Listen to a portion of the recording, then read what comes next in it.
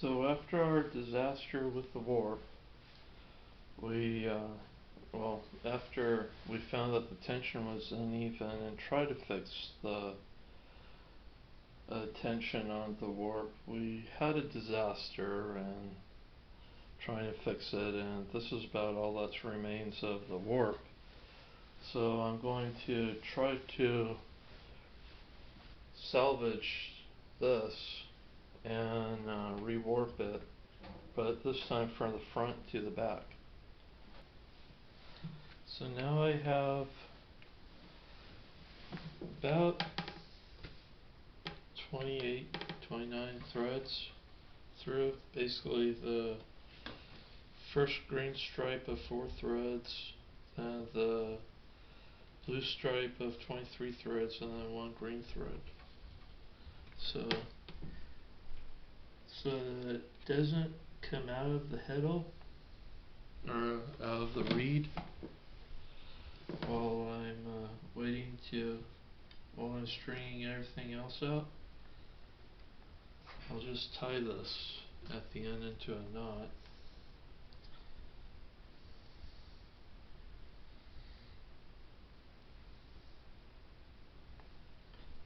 And that should keep it from pulling back out. In the meantime, and it's already getting tangled. Great. In the meantime, I could start on the next group of threads. So now I have the warp pulled through the reed, and I've started to string the hiddles again, and it's gotten a little tangled, a lot tangled. Over here I'll have to comb that out as I work with it, but that's where I am right now.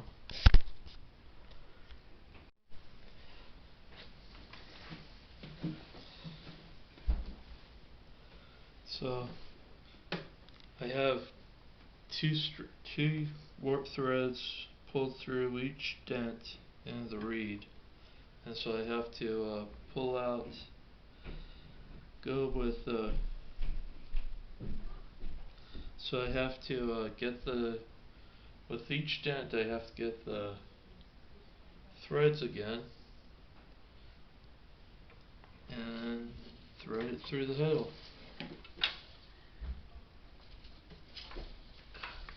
And I lost it.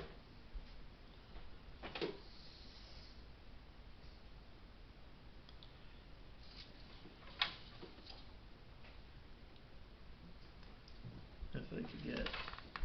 There it goes. Okay, so it's September 24th, and I finally got it rethreaded through the heddles. The warp threads rethreaded through the heddles. I can't say that very fast. And now it is time to attempt to salvage this warp thread. And so I need to take off these choke ties. I need to try to keep consistent tension on this side, and we'll see how it goes. Okay, so I combed the warp to about right here. Now I'm going to attempt to wind the warp a little bit. We'll see how it goes.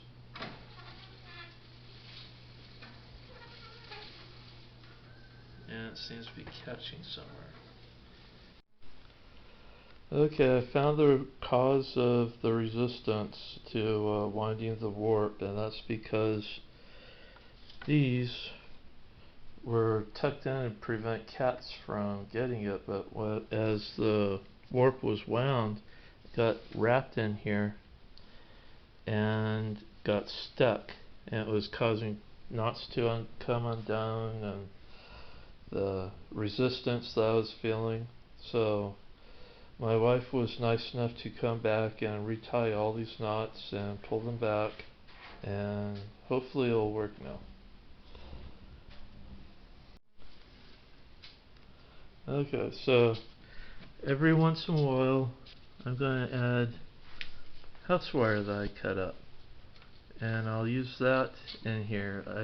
Other people use warp stick, or they use paper or sticks. This is what I have available, so that's what I'm going to use for now, see how it works.